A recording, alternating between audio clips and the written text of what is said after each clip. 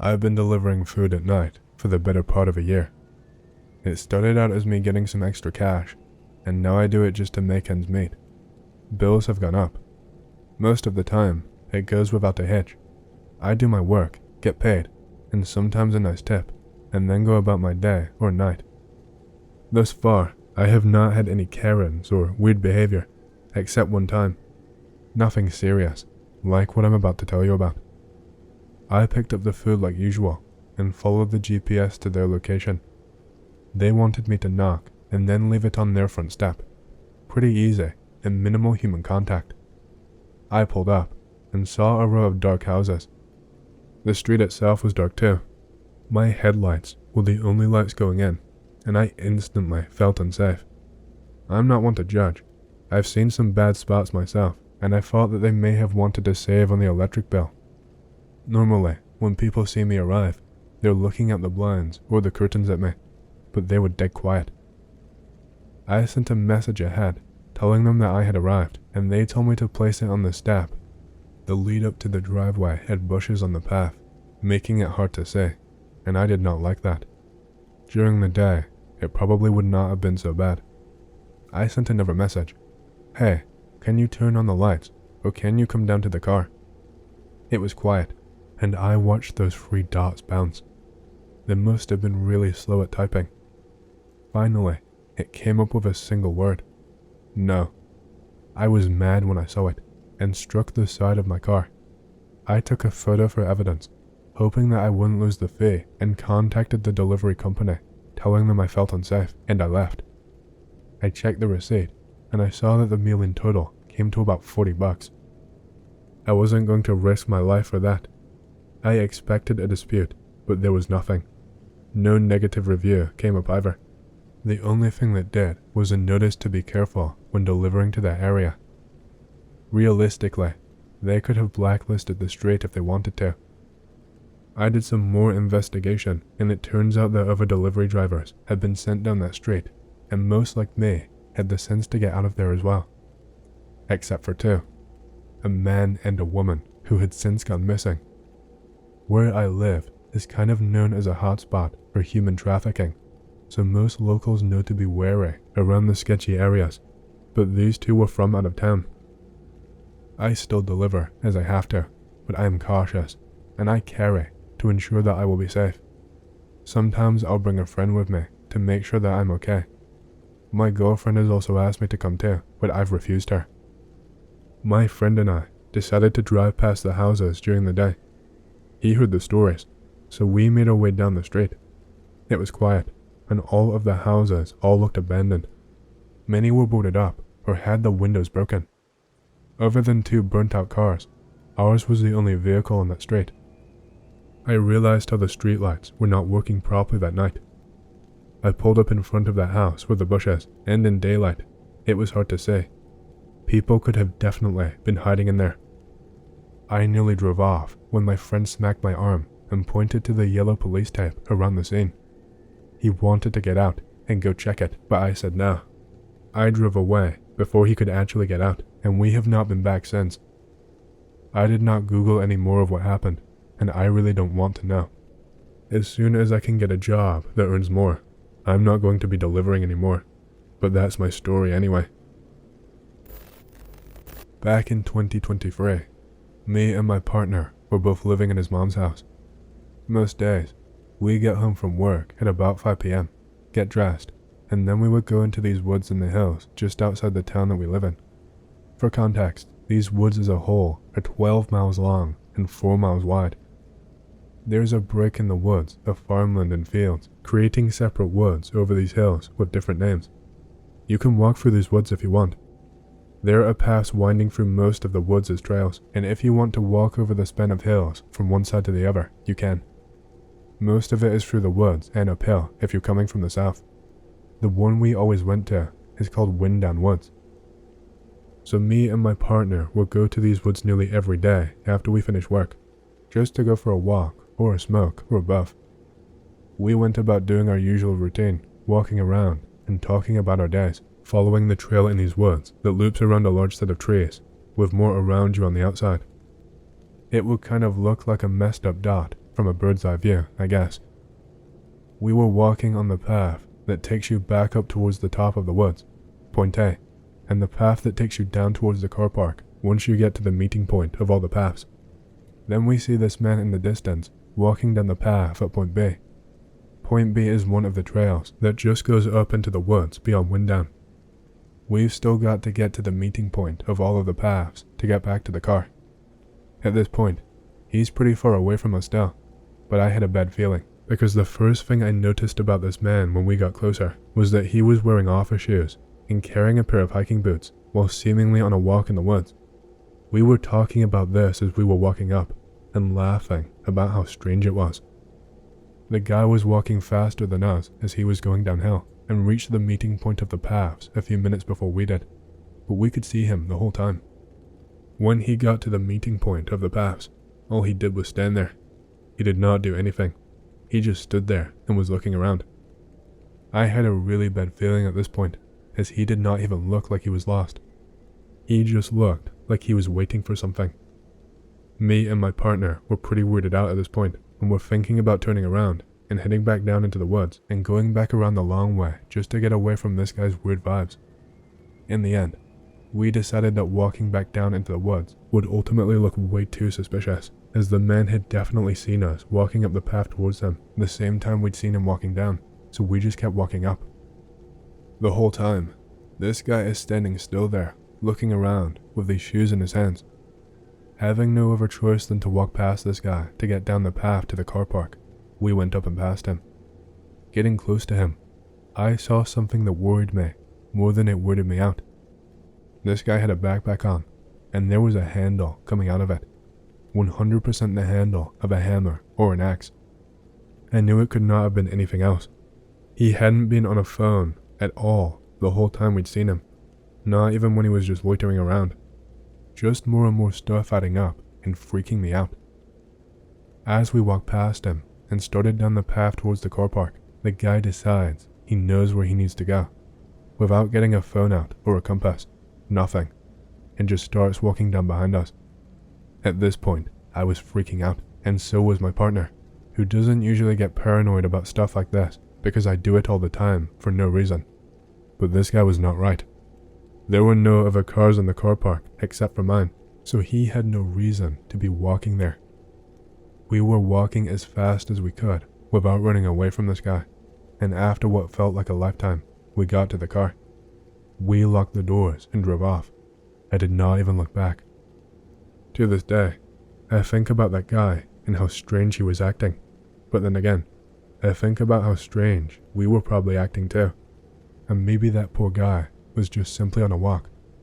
Well, cut to just the other week, and me and my partner are at our friend's house for their birthday, just hanging out, meeting their other friends we haven't met before, and having a blast. But, as usual with every small group hangout, it got late, and we started talking about weird experiences that we had had and spooky encounters. Obviously, we told everyone about our encounter with this really strange man in the woods. A couple of the girls at this hangout work at a reserve called Fine Court. It's one of the woods in the hills that I've been talking about. They seemed pretty rattled by the story that we had told and said that they had one that would make it worse, but they had to tell the group now. Plus, we needed to hear. One evening at work, E was on a closing shift with her manager, and they'd been cleaning up the cafe and doing final checks when E's manager tells her that he is good doing the rest by himself and that she can just go home. Well, who doesn't want to hear that? So, off she goes to her car. She sits there for a bit to chill and roll a cigarette before driving home. Later that night, she gets a text saying, "Don't ask, just come until work tomorrow." E finds out that after she had left her work, her manager had finished cleaning up, like he said, and he'd gone to his car to leave. Getting into his car, a man approached him from out of the woods and started wrestling with him, trying to steal his car keys. Managing to get the man off him and get into his car, the manager drove away and called the police. After talking to police, they connected some dots. A call they'd had earlier that evening from a concerned neighbor living in a village a couple of miles from Fine Court. They reported a suspected burglary of one of their neighbors. Another call from a mental health institute, in a town about as far away as ours from these woods, but from the opposite direction, saying one of their patients had escaped. Turns out, after that, the police put the whole story together. The man escaped, got a haircut, and then walked miles to this village in the middle of nowhere. He broke into this house he thought was abandoned, which was actually the home of an elderly couple. The man was completely disabled and wheelchair-bound, and his carer was his wife. The man actually murdered the elderly lady and just left the man in the house before leaving and walking into the woods, wandering around them and looking for someone with a car that he could steal.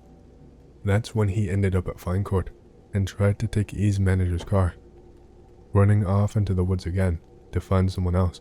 Me and my partner are so sure that this is the same man we saw acting suspicious at Windown all that time ago, as their story was from the same month as ours was, and the time frame matched up perfectly to when we would have seen him after he tried to steal the manager's car and ran back off into the woods again.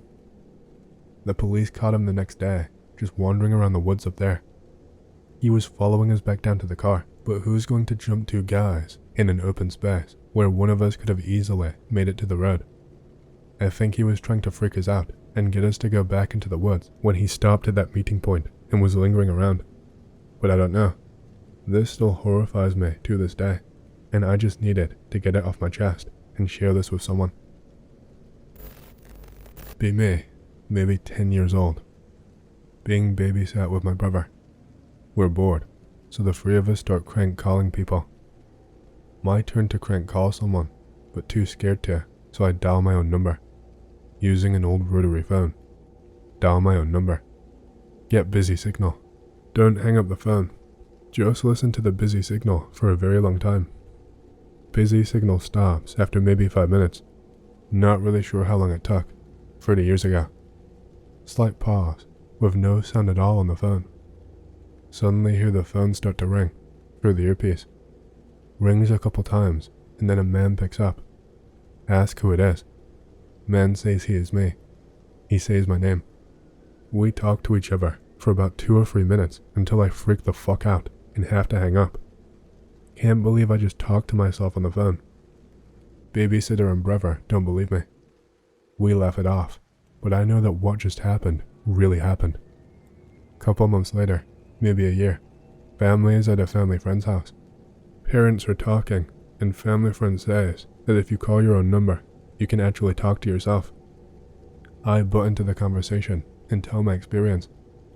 I actually talked to myself over the phone when I was about 10 years old. Another time, me, brother and 2 friends, also brothers, were at friend's house. There is a field behind my friend's backyard, and beyond that a tiny hill and some train tracks.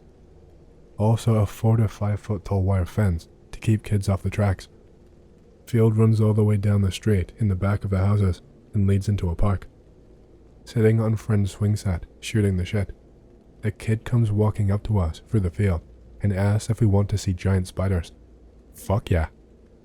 Follow kid through the field, almost to the end of the street.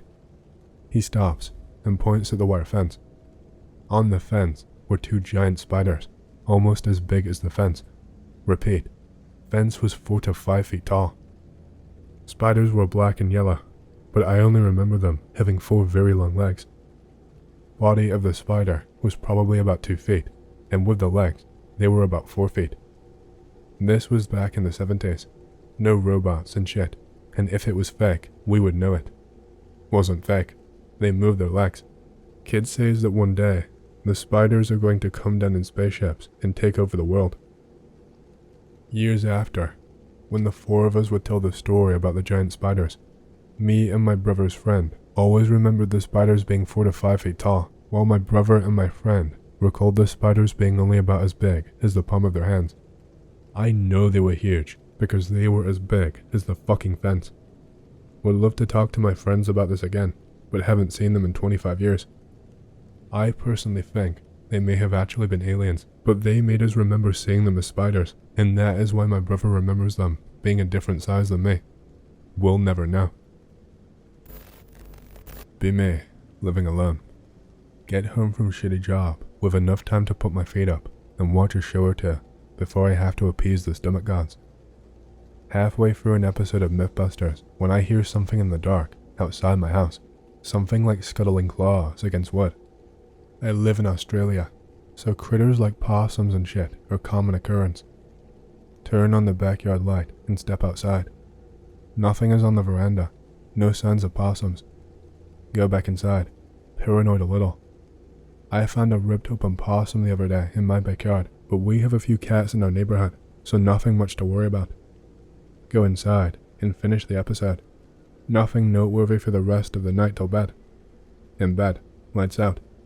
I have 2 large windows in my room, one to the right side of the room, looking out to the side of the house, and the other which looks out the front. I hear scratching of claws again, this time on tiles. Again, possums on my roof are very common. Don't give a fuck, even if their tiny feet sound like people walking on the roof. But then a sound chills me to my bone. It sounds like a hoarse voice, trying to say something in a foreign dialect, or just very badly. Brush it off, because I have to get up early the next morning. Almost asleep after 30 minutes of silence. Then I notice something. Some huddled figure that's just a black shape, only barely visible from the sky. Hesitantly grab my phone and shine the screen at the window. My phone is constantly set to lowest brightness so I can save battery throughout the day. So, the light from it was abysmal, but just enough to light up 2 fucking red eyes. They were fucking reflective, like a cat's, but this thing was bigger than a fucking tom. Human-sized at least, even bigger since it looked hunched. My phone screen turned off, and I looked down away from it to turn it back on. When I raised the light, it had fucking vanished, not a sound. Get up and close the fucking curtains. Sleep uneasily the whole night. In the morning before work, I check out the roof. Find 2 mangled possums, one of which had half of its body crushed. A blood trail leading up to it led me to believe that it was still alive for some time and had tried to crawl away. I was creeped out as shit by this point, but I had reached my deadline and had to go to work. It would be quite difficult for a cat to first climb up the house and then catch 2 possums at once and completely crush the second one's pelvis and legs. I get home and do the usual routine of TV, dinner, then bed. Around the same time as last night, I end up hearing the same sounds. Grab my phone and shine the light up at the same window, and I see the eyes. Same fucking reflective eyes. The phone turns off, and in a panic, I try to turn it back on. But then I realized something. I had not opened the curtains. I ran like a motherfucker out of my house and crashed at my friend's for a week. Me and 4 roommates decide to go to my parents' house in Mexico. It's in a very rural Pueblo, like 45 minutes away from the closest city hub. The town itself is very tropical, with tons of green rolling hills and plenty of dense trees. Parents' house is on the farthest edge of the Pueblo, surrounded by dense trees. Closest house is like a 10-minute walk. Get to the house and unpack our stuff. It's basically one of those giant McMansions Mexicans like to build in their Pueblo, even though they fucking live in America. It's basically a giant mansion in the middle of nowhere. For the first 2 days, everything goes normal. On the 3rd night, we end up hanging out way too late in the town square. It's nearing 4 a.m, so we all decide to walk back to the house. As we near the split in the road that leads to my parents', I notice that it's actually not there. The road just goes straight. How is the road not here? The road just goes straight. There is no road going through the forest. Like, if there never was one, just a wall of fucking trees. My roommates, of course, think I'm just imagining shit. They say they are pretty sure the road is further ahead. Nah, I lived here as a child. I walked this road millions of times. This is where the fork is supposed to be. Ruski says nah. She grabs my hand and pulls me and keeps walking, assuring me the fork is further up. I resist and say that our house is the second to last fork. The next fork is where the water reserve is, and that just leads to some lots where people farm shit. We, of course, end up at the reserve. Walk back. The fucking road is not there still, and we're fucking freaking out since it's almost 5 a.m. and pitch fucking black. I honestly don't understand what is going on. Even the signpost isn't where it's supposed to be. Ruski gets mad and says fuck it and starts heading into the dense forest of trees. We all follow her, and eventually I take the lead. Nothing seems familiar though, but it is fucking pitch black, so whatever. Eventually see a clearing up ahead. Thank God, it's the fucking house. We all get relieved as we start to go in, but I ask one of them to follow me as I walk down the road into the forest to check something out. As we walk, I notice that the road just somehow disappears the closer we get to the forest. Like if the trees just somehow move themselves and block the road, which is supposed to accommodate a car. We get pretty spooked, so we walk fast to the house, insisting that it's just cause it's dark and we are tired. Morning comes, and of course, you can see the road now. We all decide we want to go into the city for breakfast, so we start heading to the square to catch the bus that leads us there. As we follow the road, we notice that we saw our footprints from last night, on the road, heading towards the house, but in some spots, it seemed like if we were just stomping around in circles. We're all fucking confused as hell. There is another set of footprints we don't recognize as well. This set of footprints is on the opposite side of the road, very small though, a barefoot child maybe. We all get scared. The footprints stop at the fork, like if the kid was picked up by something or got in a car, because there was only one set and none leading back. We spend the day like normal, but we're all pretty quiet. We all saw the footprints, we all saw the road disappear, and we all remember heading through the forest to look for the house. We get to the Pueblo around 1 AM this time, and this time we actually find the fork. As we walk, kinda holding each other and in a line, the fucking road somehow turns and twists in directions that it is not supposed to. It disappears again. We're walking through dense forest again. Suddenly hear one of the girls scream. We look back and we see this guy on the floor grab my friend's leg. He moans and she kicks off her shoe and we bolt the fuck out of there. We all get to the house and we all stay in my room on the second floor that night. Around 4 AM, we hear sounds coming from downstairs, but we stay in the room with everything locked and all of us huddled together. Morning comes and we all decide to go downstairs. Dirty footprints of a child are all over the first floor, going into the bedrooms and the kitchen and the bathroom. Some are on the wall and ceiling in the living room. We notice it's only a child's left foot that's making these footsteps. We decide that this will be a good time to leave. We pack our stuff and start heading out. We all kinda carry a weapon of some kind. I am holding a machete.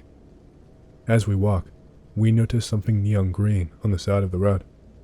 It's my friend's shoe, and it's tangled on a tree branch that looks eerily like a hand. It's surrounded by the tiny kid's footprints, like if it was circling the shoe over and over. We decide to leave the shoe there. When we get home, I tell my parents all about the weird shit. All my friends never talk about it again. Last year, my parents asked my roommates if they wanted to go with them to Mexico this year, and all of them were like, fuck no. 3 AM during the riots. Gunshots and fireworks going off everywhere. Sirens, screams and yells. Smoking a cigarette on the back porch. Suddenly hear loud clattering coming from inside the shed. Hair stands on neck and adrenaline spikes. Realize I forgot to lock the shed. Freeze for a moment in disbelief and fear, and to make sure I'm actually hearing what I think I'm hearing. Yup, I hear someone in the shed going through our tools and shit, loudly. Instantly assume a man dressed in all black in my mental picture of this happening. Tiptoe, heart racing, inside, into the gun locker. Grab lever action rifle, load it, close eyes, and breathe deep for a moment. Say okay to myself, quietly step back outside. The metallic, frantic clattering is still happening in the shed. Go prone. Begin to army crawl across the back lawn with the rifle, taking special care to avoid making noise and avoid the motion lights. Finger on the guard the whole way, stopping occasionally when I heard an especially loud noise from the shed and lining up the iron sights with the shed door, then starting again after what seemed like forever with my heart still racing. It's agonizingly slow. I have goosebumps, and my heart is thumping harder than ever against the ground. Reach the lawn's edge, and the metal clattering actually fucking stops. Pause silently on the grass, with the sights of the rifle on the door at head height, for maybe a full minute or two. Heart rate reaches audible, jackhammering levels. Time slows down as I hold absolutely still. Get up, bolt to the shed door's edge, go flat against the wall, point the rifle one-handed, parallel with the doorway head height, quietly reach for the handle. Holy fuck, it really is unlocked, and almost open. Clattering starts up again. This is it. Yell. This shit had better be fucking empty, at full volume. Tackle my way through the door, flinging it open loudly against the wall, and simultaneously rush in. Finger off the guard and onto the trigger. Time slows down, maximum adrenaline. Immediately, eyes begin darting around the scattered boxes and shelves and tools, searching for a target. Sweep the entire shed, scanning every shadow and every possible hiding spot with my eyes and the rifle, in maybe 2 or 3 seconds as I strafe through it in slow motion. One twitch away from putting a fucking hole in whatever this thing is pointing at. Clattering intensifies. Suddenly, I see movement. Line up the sights with this motherfucker in what seems like agonizing slow motion. Swear my heart is audible in the entire shed now. It's a fucking rat. Somehow don't shoot. Freshman year of high school, January 1st. Big brother is working late. Parents leave house to go get him. I am watching the Beret Jackson auto auction because it's cool as fuck. Hear front door open. Turn around to see some random fucker staring at me through the now open door. He pretends to close it a couple of times, but never closes it completely. I grab the cordless phone from the table while he pretends to leave again. Wait for him to do it again, and then run into the garage. Call 911 in the garage and tell them that there's a guy breaking into my house. Hear the dude inside the house. It's now or never. Unlock garage door, throw it up as fast as I can, and haul across the street into the neighbor's bushes. Gave 911 operator a fucking heart attack because of how much noise the garage door made. 4 squad cars roll up a couple minutes later. Robber meets cops on the front lawn, tries to charge them, gets tased. Turns out that this dude had been to prison like 3 times for breaking and entering charges. Anyway, that's why I own guns now. Be me, 2-ish years ago. Working in a garage on a car and it's late at night. Spot up the road is a place that teenagers like to park and wander into the woods near my house. Shit has been going missing lately. Step outside to take a piss. No other houses around. Nobody to hear you scream. Hear rustling in the woods nearby, followed by whispering. Grab the garage shotgun, an old Stevens double barrel 12 gauge. Loads birdshot. Steps out with gun and rounds corner. Group of 3 teenage males are stepping out of the woods and onto lawn. I can see them in the moonlight, but they can't see me in the shadow. They walk straight towards me and are nearing the 75-foot marker, bird feeder. Raise shotgun to about 45-degree angle and turn so they're to my side. Yell get the fuck out and fire both barrels into the air. They scatter like fucking deer back into the woods, crashing through brush back to the truck and fuck off. Put my penis away. They take off down the road.